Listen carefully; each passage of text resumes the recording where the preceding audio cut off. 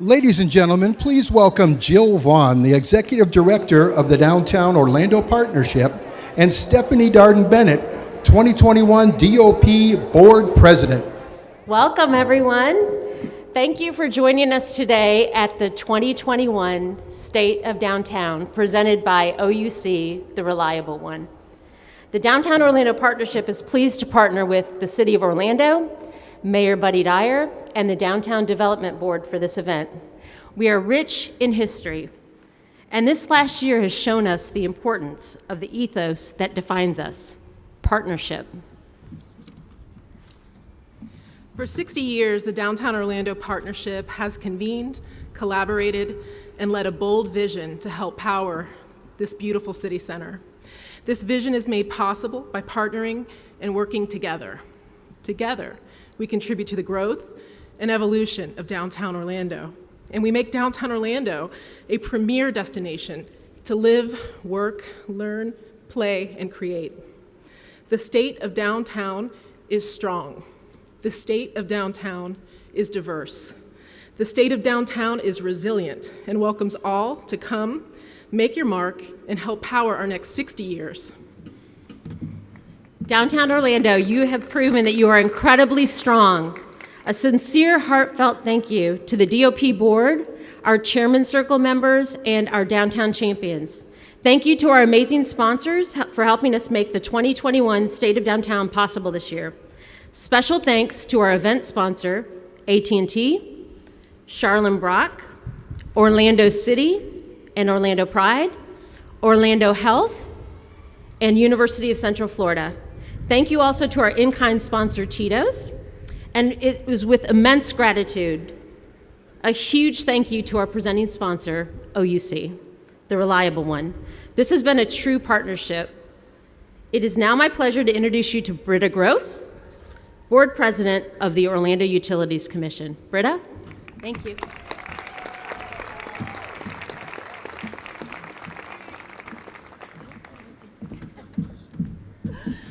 Hi, everybody. Thank you, Jill. And thanks to all of you for joining us today for Mayor Dyer's State of Downtown 2021. As Board President of the Orlando Utilities Commission, I speak on behalf of everyone in our organization when I say that we couldn't be more proud to be part of such a vibrant city.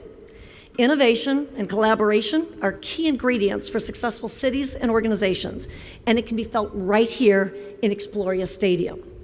This past fall, OUC partnered with the City of Orlando to create the 2030 Solar Pledge, which encourages local businesses to pledge to power their facilities with 100% solar energy by 2030.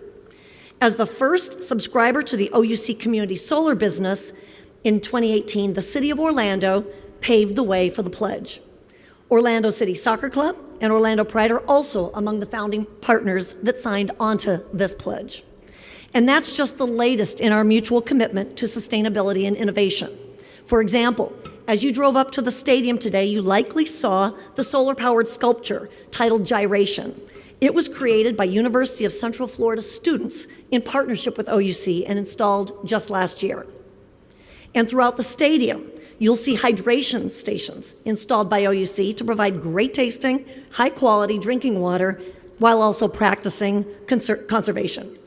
It's these types of innovative collaborations that power both OUC and our city.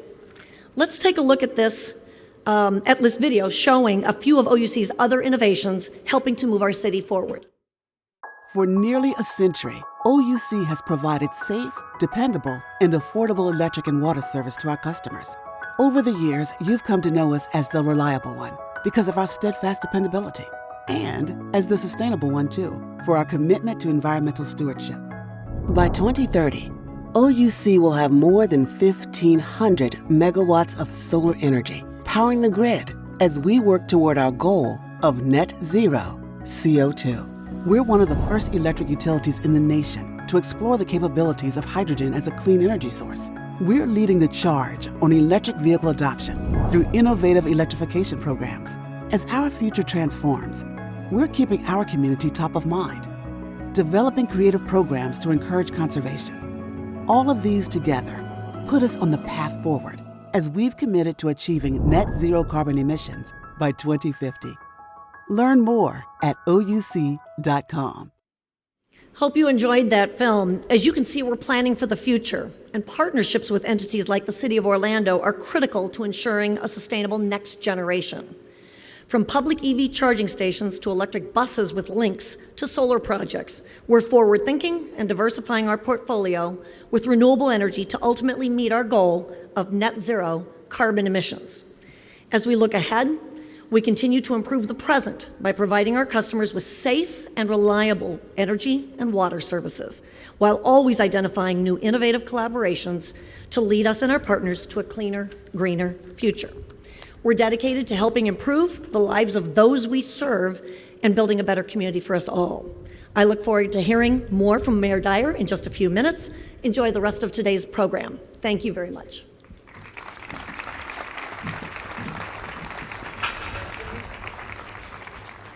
Ladies and gentlemen, please welcome the City of Orlando's Poet Laureate, Sean Welcome.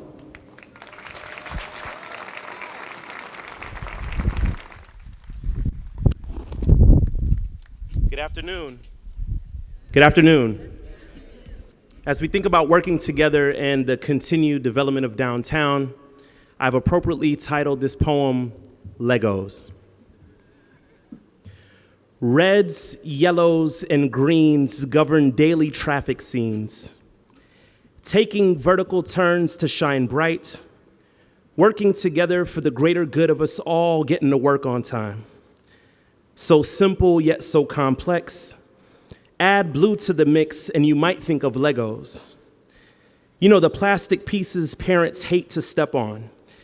Fit together perfectly and with the right blueprint, poof, a colorful, pixelated kingdom of sorts, a child's dream, a mama's pride. Former 4-inch blocks put differences aside, connected at the hip, and what do you know?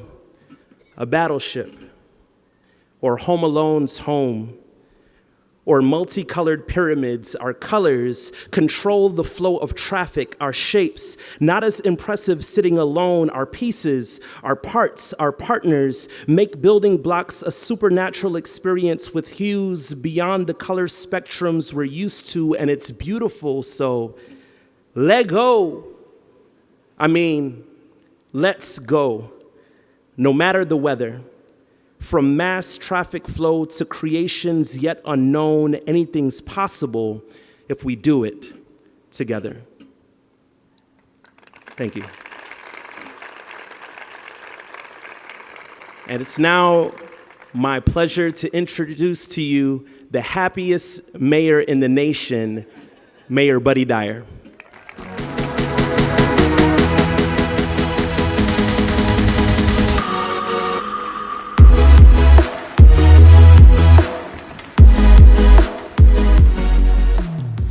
Wow, isn't it great to be together? I hope you're feeling as good as I'm feeling.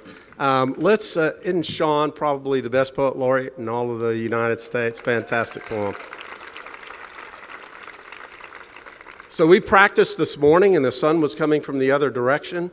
It's a lot nicer to be out here this afternoon. So good afternoon and welcome to our annual State of the Downtown event. And notice when I say annual, I'm using huge air quotes because it's been more than 2 years since we've gathered together for this event. And over the many months, I think we've made the right and responsible choice to pause our large in-house, in-person city events. But today we're back, we're vaxxed, and we're excited to be together again.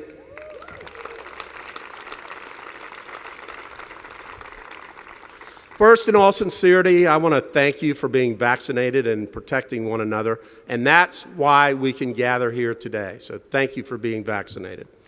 Before we get to our program, I'd like to say a few words about the power of togetherness.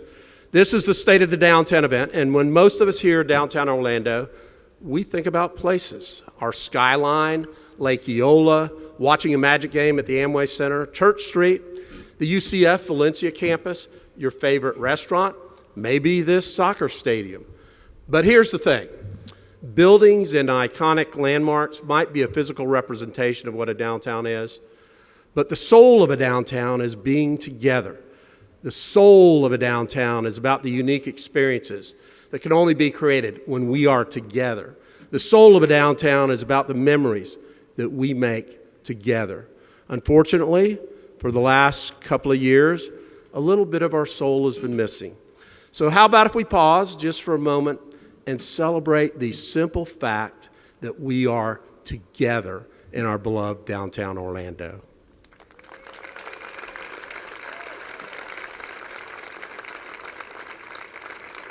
Okay, for almost 20 years, State of the Downtown has served as a platform to celebrate our shared successes, establish goals for the upcoming year, continue to refine our vision for a vibrant, diverse, and prosperous downtown. The last 2 years have been unlike any in our downtown's history. So many of our neighbors have spent every day fighting to make sure that their businesses survive. Other workers still haven't returned full-time to downtown, and still others are trying to figure out what the future holds as our city, our state, and our country struggles with the questions about workforce, the economy, inflation, the supply chain, and on and on and on. As part of all that, the pandemic has ushered in a realignment of how people live and work, and how companies locate and expand and do business. It makes sense that if much of our lives and economy are in flux, then so is the state of our downtown. But being in flux is not the same as being in trouble. Because of the work that we've done together, downtown Orlando is well positioned to take advantage of these new dynamics. That's the focus of today's program. Where downtown is right now, where we're headed, what are the challenges in front of us, what are the opportunities, and why we've got so much to be excited about. The format for today's event is going to be a little different than the past years. Rather than a formal, boring speech from the mayor, you're supposed to say, "You're not boring, Mayor." We're going to do something a little bit more personal. We're going to do the embodiment of what it means to be together. We're going to have a town hall style meeting. So we want to hear from you, your questions, your concerns, your constructive criticism, emphasis on constructive. What reasons do we have to celebrate? What challenges are impacting you? In terms of organization, we're going to have 5 distinct conversations covering 5 different topics: development, business growth, downtown amenities, housing and homelessness, and mobility. Feel free to take some time and come up with some great questions. I'm so excited to have these conversations and hear from all of you. So you'll see our staff members around with microphones at the ready so everybody can hear your questions. So our first topic is development and downtown Orlando. And where do we start? We always have to start at this point with Creative Village. We have spent the last 15 years making progress in redeveloping 68 acres into the most robust educational ecosystem in the entire state of Florida, infused with a mix of places to live and work. Our vision has really sprung to life during the last 2 years, and we're going to hear a lot about what's happening in Creative Village because it touches all of our topic areas: affordable housing, arts and culture, public space, mobility. Add to that the incredible development that's occurring throughout our downtown and at Advent Health and Orlando Health that flank our downtown. Here's an important fact for you. Historically, downtown Orlando has added 1 major office building every 10 years. Right now, we're on pace to shatter that record. 2 office towers were just completed, and 2 more are getting ready to start construction at Church Street and Creative Village. In total, we've got more than $5.7 billion in projects proposed or under construction. That means development did not slow down during the pandemic. It actually sped up. So what do you want to know about development downtown? Turn your attention to the screens, and I'll take your questions after the video.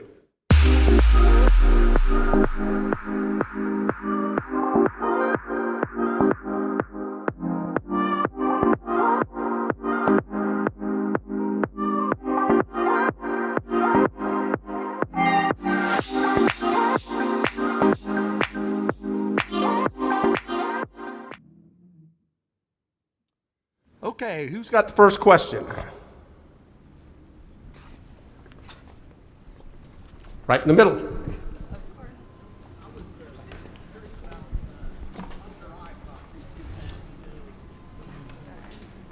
Yep. Okay, the question was, and our beautiful people holding the mics weren't quite there. but I was wondering about the Under Eye project and whether it's moving forward.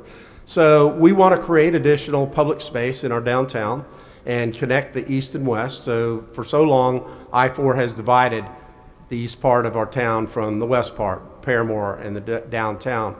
So when the I-4 Ultimate started, we conceived the idea that we're going to have 5.5 blocks underneath I-4 that we can repurpose into a park. DOT went along with that idea, and we have developed that idea over the course of the however long I-4 Ultimate's been going on, which is a long time. But I-4 Ultimate is going to be done at the end of this year. You see a lot of progress, and the end of this year is like 2 weeks away, so end of this year. And we have engaged architects that are already doing the planning process. There'll be a lot of public participation and what we end up having underneath, but 2023 we will be done with design and start construction, and Under Eye will be complete in early 2025. So it is underway. It's going to be an exciting project, and with the federal infrastructure bill, one of the uses of funding is to reconnect communities that were divided by highways. So we think we might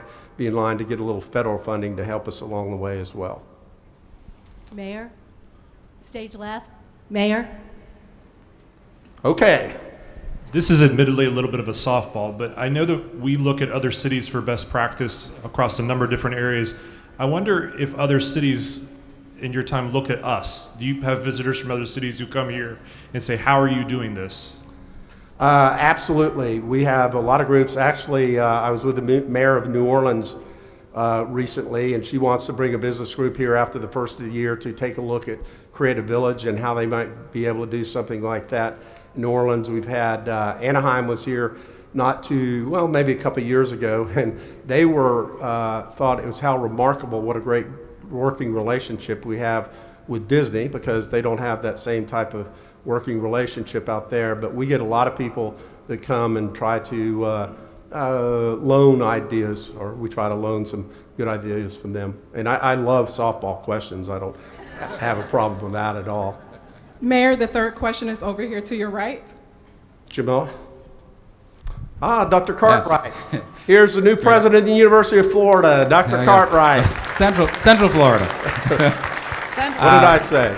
University of Central Florida? Central Florida. Okay, yes. Sorry. Go Knights, charge on. Mayor Dyer, thank you. Charge on. I just had a question. You know, there's a lot of things happening, certainly in Orlando, around economic development. And I was curious, considering the things that have happened with the pandemic and what we've learned, what are the things you're most excited about that have positioned us sort of differently than other places, so that over the next 5 to 10 years we can see even more growth?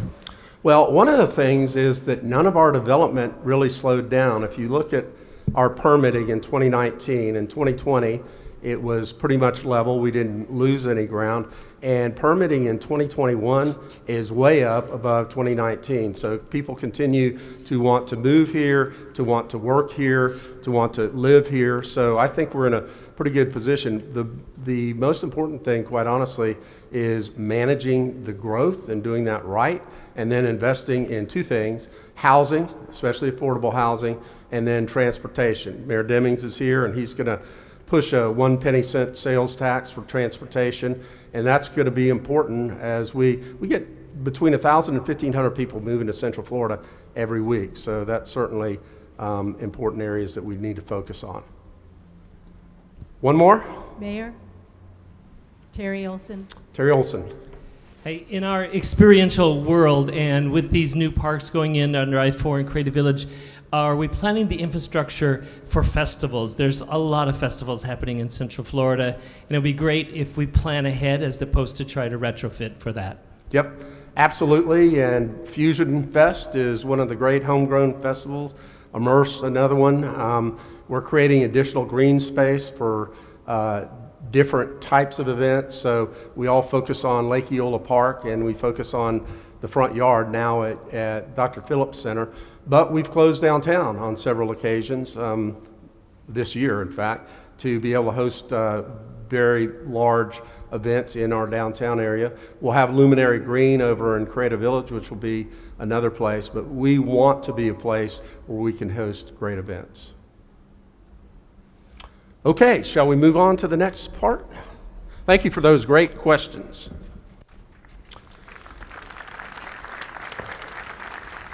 Okay, let's move on to the second discussion topic, business activity and small businesses in downtown Orlando. The last time we gathered at this event, we announced that Electronic Arts was coming downtown and building a state-of-the-art office facility with 1,000 employees. Just 2 short years later, EA's new Orlando studio is complete. EA is a great example of our shared plan to ensure downtown Orlando is a regional hub for high-wage, high-value careers of the future. Livability, mobility, accessibility are many of the reasons businesses like EA are choosing downtown. The same is true for Assured Partners, which relocated its global headquarters, and Sonesta International Hotels, which opened a new shared services center in downtown. Both of these companies are employing residents at salaries in excess of $85,000 a year. And of course, business in downtown Orlando doesn't just mean corporate headquarters and big brands. Our locally owned and beloved small businesses, like those in our main streets in Paramore, are vital to our future. They're what makes our urban core a truly special place. As mayor, I get to participate in a lot of ribbon cuttings, and my kids, when they were growing up a little younger, they thought that was my primary responsibility as mayor, was cutting ribbons. So Trey Dyer is here somewhere. So Trey, that is actually not all that I do as mayor of Orlando. But honestly, I can't remember when I participated in as many. So we've welcomed businesses like Dexter's Birdland, the Monroe, the 808, Mikado's Bakery, House on Church, Blue Swan Boulders, Eat the Frog. And we've cut the ribbon on the new AC by Marriott, the Hilton Home 2 Suites, and celebrated the opening of new Class A office space at the SunTrust Tower. So continuing to develop a diverse business ecosystem is how we attract and retain employers, and how we attract and retain talent. And it's how we continue to build a resilient downtown that's an engine for shared prosperity.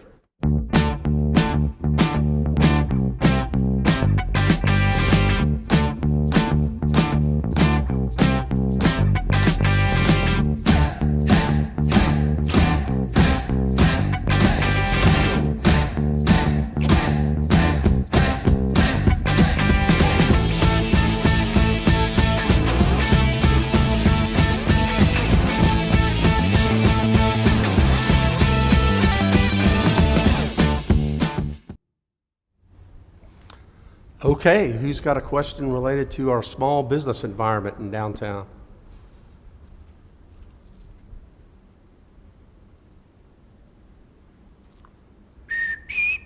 To your right, Mayor.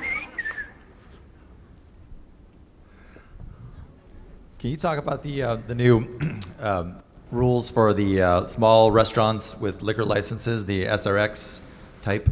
Yeah, so to have a liquor license, you have to serve or have a square footage of some amount and serve a certain amount of customers and a percentage of your business. And we found that with some of the small restaurants that are in, especially our Main Street districts, that are squeezed into smaller space, they couldn't comply with those rules. So we went to Tallahassee, and with the thanks of the 2 state reps that are here, changed some rules specifically for the Main Street districts to make it easier for smaller restaurants in our main streets to have liquor licenses, and we know that makes a lot of money for them. And then secondly, I think Belle Isle and maybe Apopka are following suit and asking the legislature to help them out with that as well. But we want to make sure that our small businesses are successful. Okay, Mayor, what challenges did you have during COVID? And oh, we've got one. I wasn't fast enough. Mayor, right here. Are there any gaps in the types of small businesses that you're trying to attract to downtown? Gaps in small businesses. We would like to have a little bit different mix of entertainment at night. We're a little bar heavy in terms of what's in our downtown, and just being candid about that. We have, between 10 and 15,000 people on Thursday, Fridays, and Saturday nights, and as many as 50,000 on big event nights like New Orleans. So we would like to have a little bit more family-friendly entertainment, or places that I might go to, for instance, after I leave the Performing Arts Center. So that's an area I think we need to do some work on.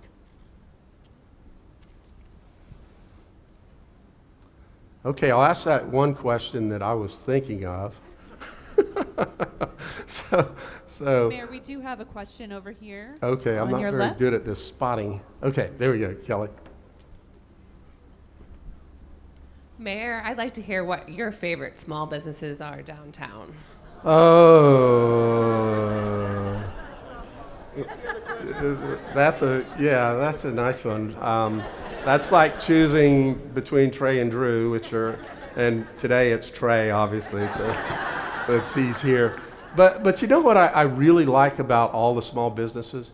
We've created these robust main streets all over our community, and they're all so diverse and different and successful. If you go to Ivanhoe or College Park or Audubon Park, just such cool restaurants and different things, and they're all working together. And I can't really pick just one business. I will plug one though. House on Church is something that's a little different than most of the experiences that you would see, and is putting in a nice stabilization for Church Street. Thank you, Mayor. We do have another question in this section. Thank you. Maybe this is the elephant in the room, but we want to attract families to come downtown and to enjoy themselves, but we know that there's the obvious problems that we're having with the homeless population, and we say we're going to solve them, but we still haven't been able to bridge that gap. Is there a plan for a long-term strategy?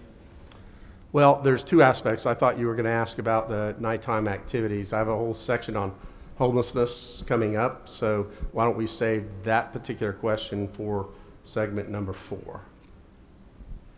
So the last question that I had that was coming to mind was, are there any things that you did during COVID that you've continued to carry over for the businesses? And we really looked hard during the pandemic to make sure that we did everything that we could do to help our small businesses.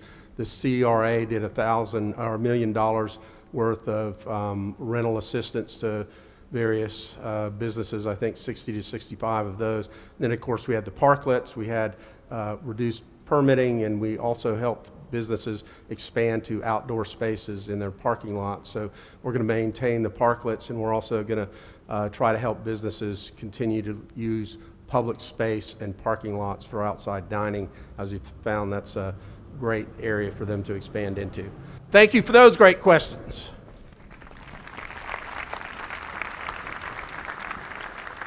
Okay, let's move to our third discussion topic, a fun one. Downtown amenities, the arts, events, community venues, and green space.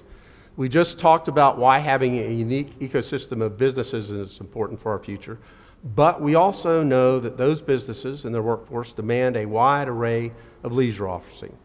That's why we initially invested in our community venues, Amway Center, Camping World Stadium, and Dr. Phillips Center.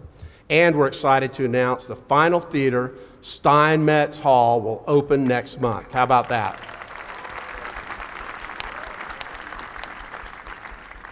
Just for the record on how fast things can or can't get done, I ran on building a performing arts center the first time I ran for mayor, and that was 2003. So this is 2021, and we're finishing what the original concept was. So you have to have persistence on some of these big things. With our venues, we've proudly declared that there isn't an event that we can't host in our downtown, and we're putting that declaration to the test as we pursue some massive global events such as World Cup and World Pride that we might have both in 2026. And we've got a stacked slate of major events coming, including any Billy Joel fans or Garth Brooks fans, both at Camping World for their only Florida shows. We are hosting 3 bowl games again this year, including the Cure Bowl, which is obviously right here in this stadium, as you can see. We're having a banner year for non-sporting events and family shows at the Amway Center and Camping World. Our previous record in a single year was 43 shows, and we have already surpassed that and are on pace to shatter that record by over 50%. But to fulfill our shared vision for DTO, we must continue to infuse downtown with even more culture and arts. Together, our partners, we're planning the Holocaust Museum and the National Pulse Museum and Memorial. And we're also redefining what it means to be a community venue. Through investments like Art Squared, Luminary Green at Creative Village, and the Under Eye, we're adding new, unique public spaces to our list of venues. These shared spaces and green spaces are magnets for our residents and visitors. They provide great platforms for homegrown events such as Immerse and Fusion Fest, and all the way to family picnics. And Kathy DeVault wants to have all of the UCF grads take a graduation picture at Luminary Green, Dr. Cartwright. So we're working on a great spot for that. And what a fun discussion. What amenities and events do you want to see in downtown Orlando?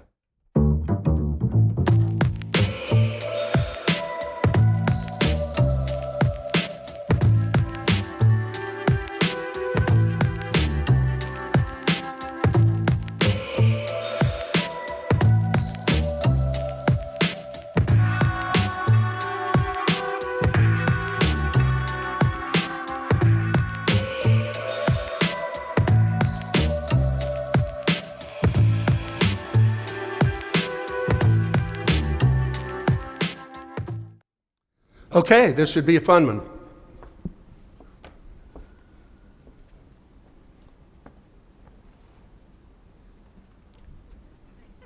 What do we got? Doug? Hi, Mayor. Ultimately, I don't really have a question about what specific events I'd like to see, but more an understanding for locals or even tourists of awareness of the events that already exist that seems to be lacking when I engage with people locally or tourists. So I don't know if Cassandra Mate is here or not. There's Cassandra. Stand up, Cassandra. Not everybody knows you. So Cassandra Mate, and it's mate like latte like mate, is the new president of Visit Orlando. And we've had more interaction with a downtown as a visitation space and collaboration with Visit Orlando than I think in the history of the organization. So I think that you're going to see a lot of emphasis on advertising events for our downtown, and that's a big piece of the entertainment pie, not just iDrive and not just Disney, but bringing people to the downtown. And you know, we have a downtown that has an advantage or a disadvantage, whichever way you want to look at it. You can come to the airport and go to Disney, you can go to iDrive, or you can go to Universal and not be within 5 miles of our downtown. So in some ways, some people say that's great. We don't have 65 million people visiting our downtown, but in other ways, a lot of people that come to Orlando don't even know that we have a downtown. And then when they get there, it's like, oh man, this is so cool. I wish we had known about that. So we're gonna make every effort to continue to market downtown, but also use the partnership with Visit Orlando to magnify that. Mayor, I have one right here. Thank you, Mr. Mayor. What's the current status of our chances to get a World Cup game or two here in Orlando, and what changes will have to be made to our infrastructure to support that? So World Cup has been awarded to North America for 2026. And that includes Canada, the United States, and Mexico. Right now, they're going through a process to determine who the host cities for either the group play or knockout play or even the championship games will be. And Orlando is in the mix. There are three cities from Mexico. There were 3 from Canada. There's 2 now. So there's going to be either 10 or 11, maybe 12 communities from America. And there are 17 that are vying for that. We've had visits from the committee that is going to make those determinations. Our site visit to look at the stadium was awesome. It went great. We had a human rights committee meeting last week, and I don't think I'm sharing any secrets, but Jason told me that the committee said we knocked it out of the park, as you would expect here in Orlando, that on human rights we could probably do that. So I'm very optimistic about us getting that, and they've expanded the field to 48, so there'll be more games available. So if we are one of the host cities, we are likely to have 5, 6, or even 7 games. And the last thing that is promising, we've heard from the committee, is they're looking at clusters of communities so that during group play, you won't have a game in Orlando, Seattle, and Boston as your 3 group play. You might have them in, well, Orlando, Miami, and Atlanta, which I think would be a fantastic cluster. So I'm very optimistic about that. Is Jason here? Right here, Mayor. Are you? To your left. Okay, Jason Siegel and his crowd, or his group at Go Sports Orlando, is doing a fantastic job. So let's thank him for the work that they're doing.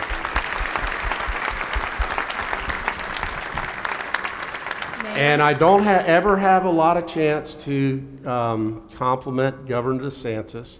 So just take note that for one day, one moment, I'll thank the governor and the state of Florida for the $10 million that they are dividing $5 million to Orlando and $5 million to Miami to support the bids for World Cup. Mayor, stage left. So in regards to bringing people downtown and increasing our demographic here, when it comes to the infrastructure of bringing people in, later trains, things along that line to make it more accessible yet less congested and make it easier for people from all over the area to come down here, what are the plans for that, if any? So I'm going to refer to the sales tax initiative. Again, Mayor Deming, you're probably enjoying that aspect of it. But, you know, one of the goals when we got Sunrail initially, we had Sunrail the first 17 miles, and then we did the other 2 pieces, and the last piece is going up to DeLand, from Deltona to DeLand. But eventually, we have to have Sunrail go to the airport. And when Sunrail goes to the airport, that means we're going to have more frequent service, and we're going to have 7-day-a-week service. And there's also a proposal, Brightline wants to go, they're going to be here in Orlando from Miami to the Orlando International Airport this coming year, next year. And then they want to go from there on to Tampa. There's been a community discussion about what the route would be, but one of the routes that is being discussed would go from the airport to International Drive and then on to Disney.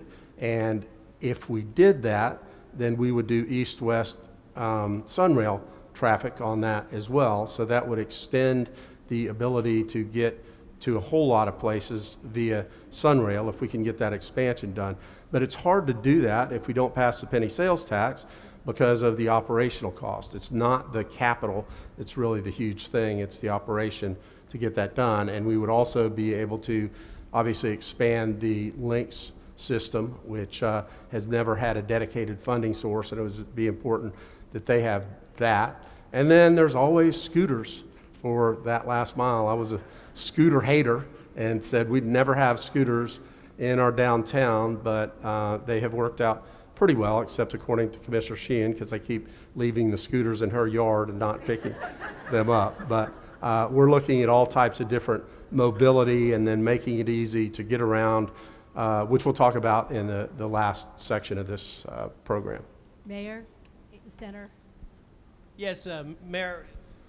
Sure, that's on. Thank you for your support of the arts, first of all. It's been undying. I appreciate that. Can you talk a little bit about Orlando Museum of Art's expansion into downtown and what will happen with the existing gallery? And also, if you could update us on the Manilow Gallery's plans. Okay, I'm not a wealth of information on the Museum of Art. I know that they have, at one point, looked at Lake Nona as a potential for expansion and are now working with one of the developers of a future downtown tower, which is going to be extremely nice, to look at whether they could put a portion of the museum in downtown Orlando. And I've been briefed up recently on how that's faring. But the Museum of Art is a great treasure, and whether they decide to recreate something different on the existing site that they have or move to one of the other potential locations, we're obviously going to be extremely supportive of them. The Manilow, we have big plans for. The Manilow is owned by the city of Orlando and is a treasure that Michael and Marilyn Manilow donated a lot of art to create it originally, and we have some plans to expand that significantly and make it a real treasure for our community. Okay, Our fourth topic is housing and the ongoing challenge of homelessness. We talked about progress in downtown amid historic challenges, and the reality is that many of the challenges that existed prior to 2020, they remain today, and some have been exacerbated by the pandemic. This includes the availability of housing for residents at all income levels. Our downtown must be a downtown for everyone, and that means every person, regardless of their economic status, has access to quality housing that they can afford and can share in everything that makes living here so special. That's why the city has invested more than $21 million into affordable housing in downtown. And listen to this, this investment has yielded roughly $250 million in private investment. So we're putting in $1 and we're getting $10 for every dollar that the city's putting in. It's led to construction of new apartments, homes, rehabilitation of existing rental units. In total, since 2017, we have helped build or rehabilitate more than 1,000 units of affordable housing in downtown. And this includes increasing our inventory of permanent supportive housing to provide a home for those who have previously experienced homelessness. And using the Housing First model, our goal is to connect our most vulnerable neighbors with a permanent home. We want every single resident to have access to a safe place to sleep, to have their basic needs of clothing and food and hygiene met. And that's why the city invests $4 million each year to nearly 20 partner agencies for programs that support those experiencing homelessness. Fighting homelessness is not simple, it's not easy, but we can't waver. Our region is known for the power of partnership to solve all of our complex challenges, and collaboration is the key to overcoming the challenge of homelessness.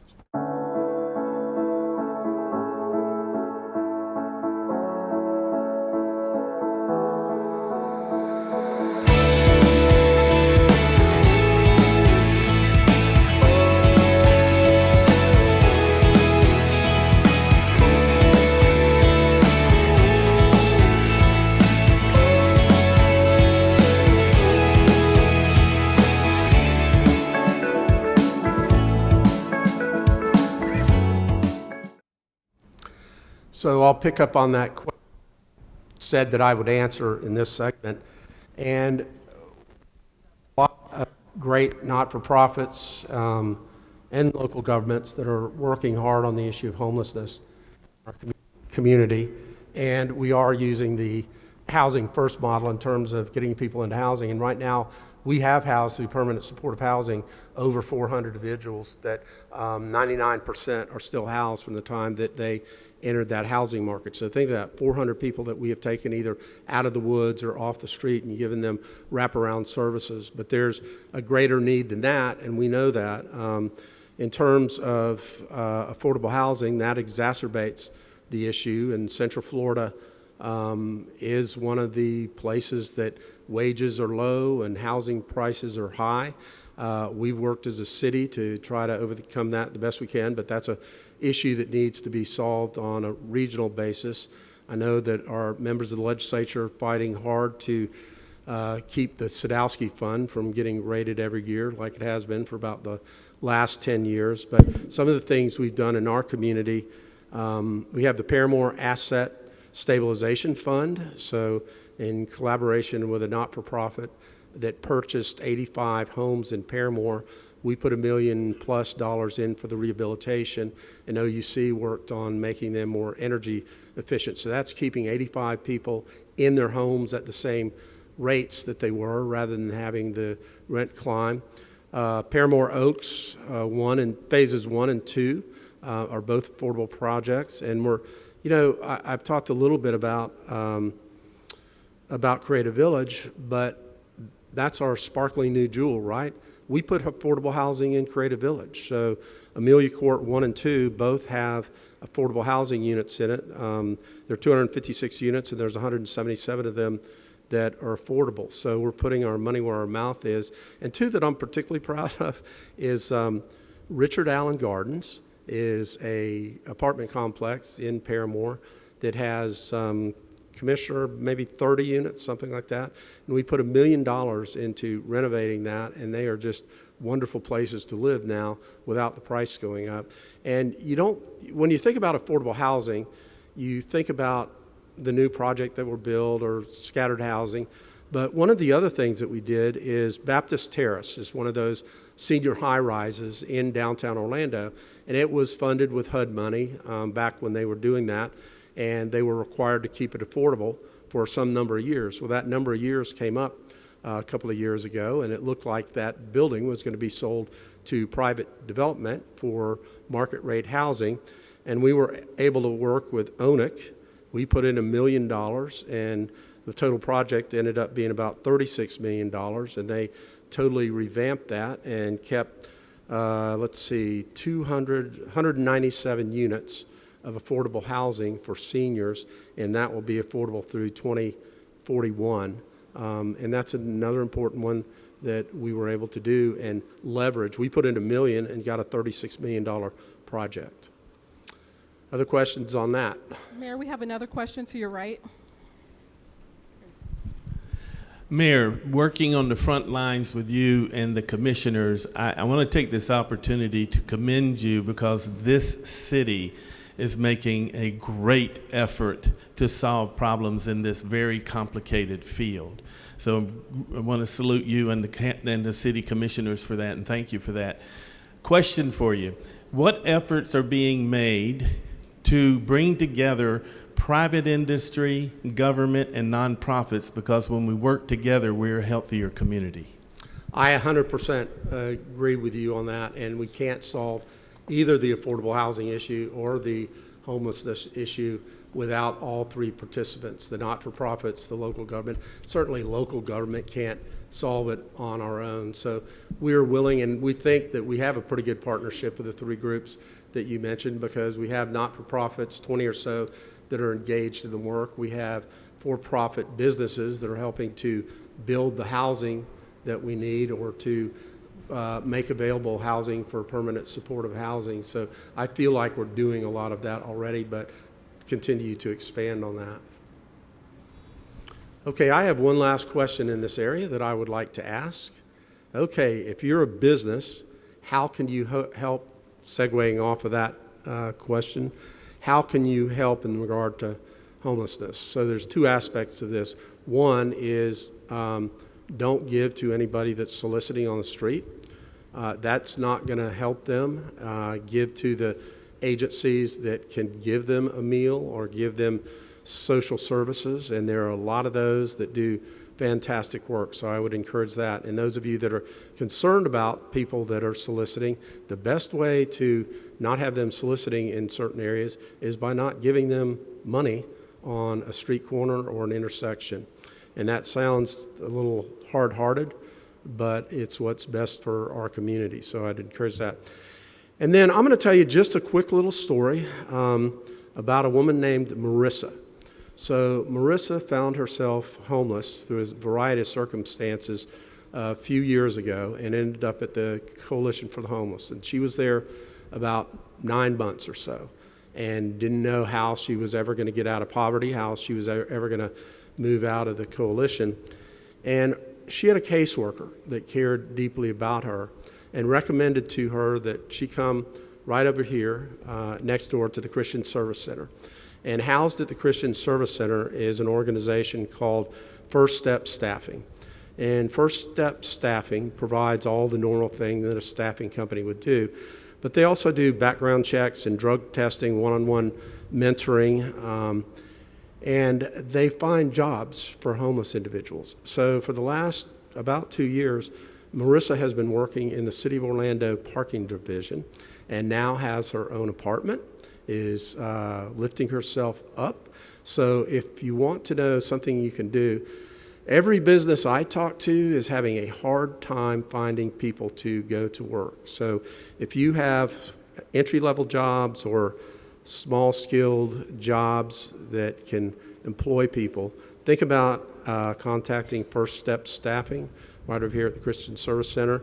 And if you need us to make that contact, we could do that. But I would encourage you, if you're a small business and need some additional staffing, to think about that.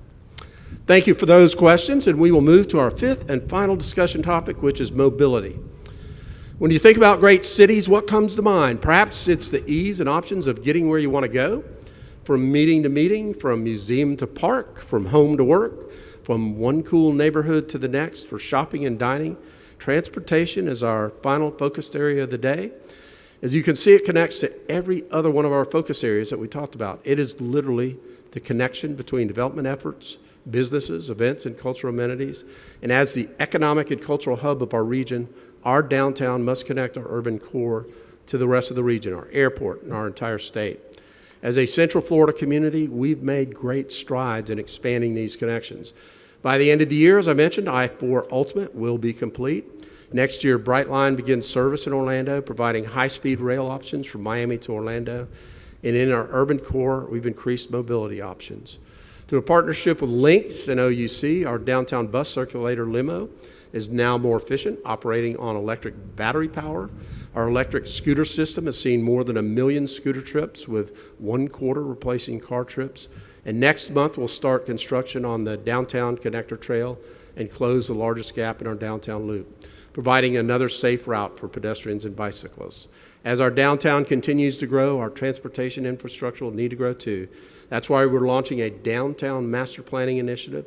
It's a massive undertaking that will examine how our residents and visitors travel in and out of and around downtown and explore ways to enhance those corridors.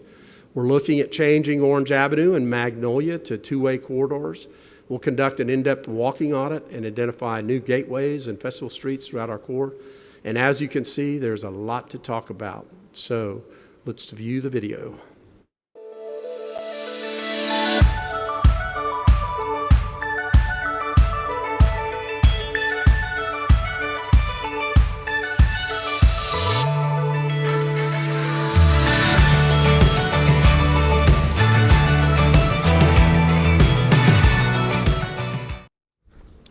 Okay, last segment of questions. Who's got a question? Mayor, I've got one right here. Me again. Hobart gets 2 questions. Sorry, yeah. Could you talk about Lake Eola, the big plans for around the lake, and also if Robinson is going to get its smart street or complete street thing we've talked road diet? Absolutely.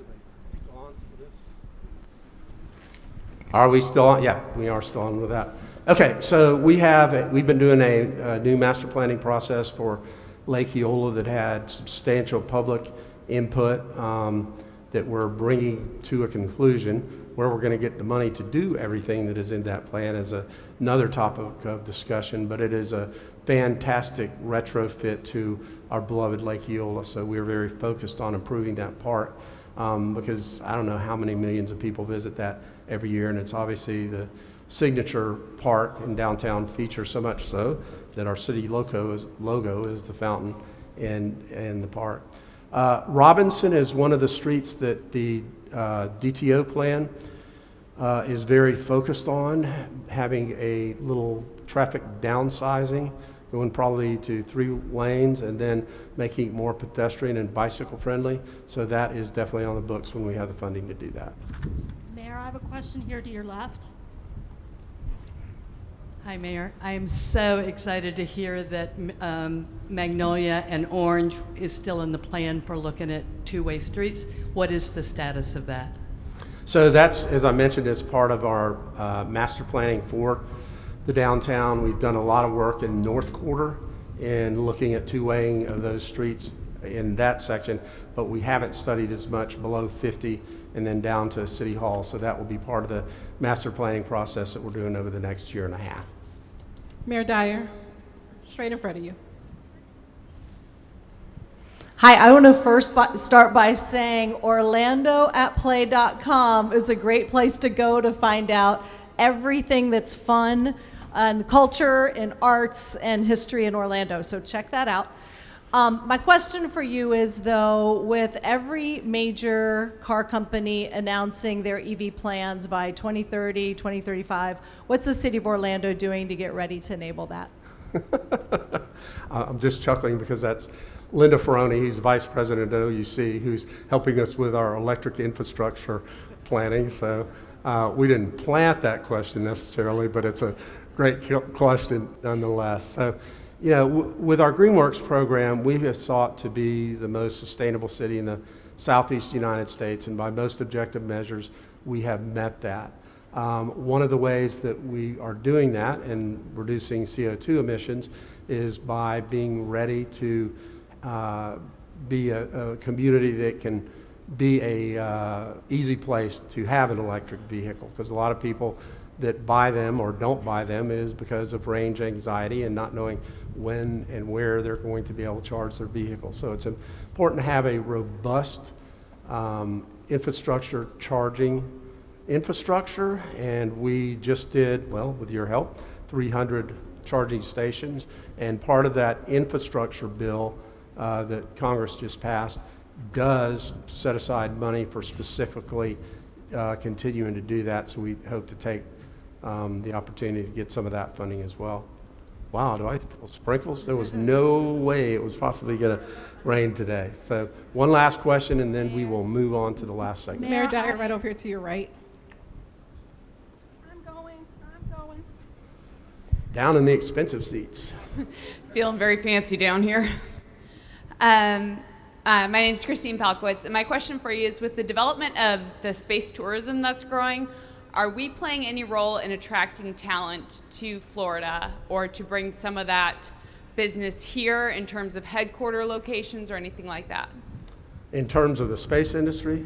Yeah. Well, absolutely, and we are very focused on being future ready.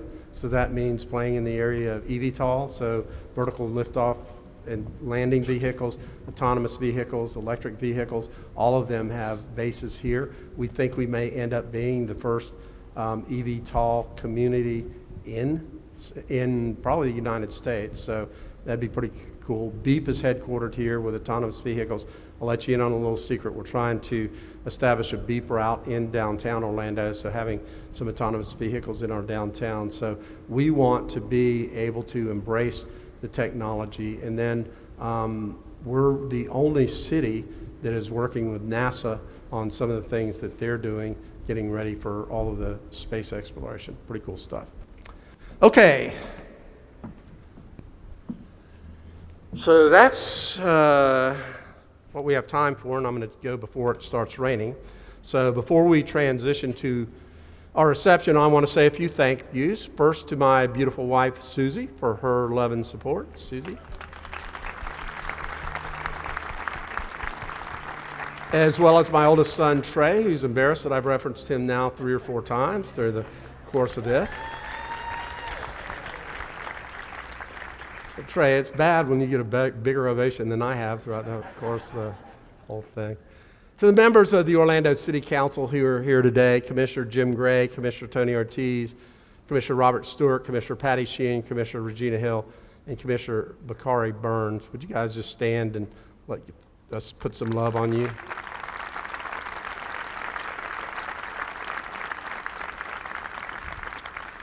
Each of you represent different parts of our city, but each of those districts has a unique and equally important connection to our downtown. So thank you for all that you do for Orlando and for our downtown. No mayor in America, I can tell you, has better partners than you, and it's a privilege to work every single day with you guys.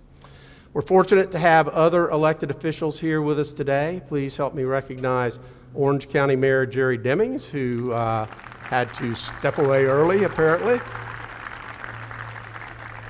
As did Travarius McCurdy, who was here earlier. And Anna has stuck it out.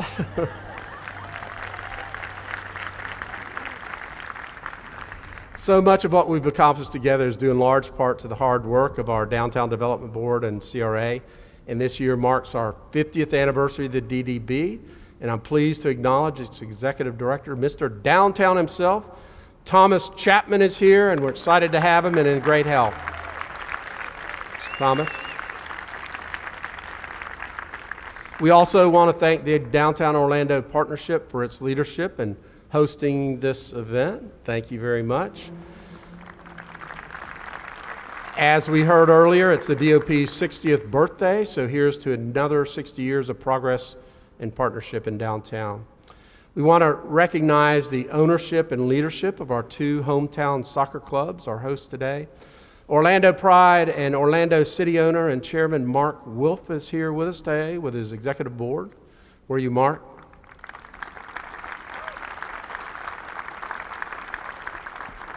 Hey, Mark, one of the questions that was supposed to come up is, what about an NFL game here in Orlando? And I thought, what a perfect place to have a Vikings-Buccaneers regular season neutral site game. So just think that one over just a little bit. Also joining us is the new Pride head coach, Amanda Cromwell.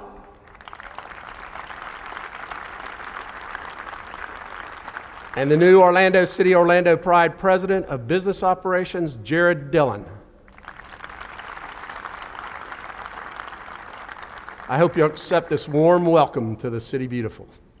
We started by talking about the importance of togetherness, and there's a kind of magic that happens when people get together and share time with one another at an event. And I hope you've all experienced a little bit of that today. I'm kind of joyful at this point and happy that this is almost over. But there's also another sort of togetherness that powers our downtown and our entire Orlando community. That togetherness comes from true partnership. It's the magic that happens when we work together, when we prioritize collaboration and compromise. We all have different reasons and motivations for why we care so much about downtown Orlando. Maybe it's the pride you feel when you see our skyline grow, or when you hear relatives from up north say they heard downtown Orlando is the place to be. Perhaps it's an opportunity, a new career at a company that's moving downtown. Maybe you've discovered a new favorite place to eat, or that spending time in your favorite park offers a little respite from a hectic work week. Perhaps your passion is helping others, or you're excited about the idea of ditching your car and using new forms of transit to get around. Or perhaps it's a million other opportunities waiting to be unlocked in downtown Orlando. But the point is, everyone who lives here, who works here, who learns here, who plays here, who invests here, everyone who has a connection to downtown has their own story. And together, these stories paint a powerful picture of the prosperous future that lies ahead for downtown Orlando. That picture, that mosaic of partnership, is downtown Orlando together. Thank you, everyone, for being a part of downtown, for sharing your thoughts, for your ambition and hopefulness, and contributing to meaningful experiences just like this one. Today, as Sean said, I am, in fact, the happiest mayor in America. May God bless America, our Orlando community, and the downtown that we love so much. Thank you.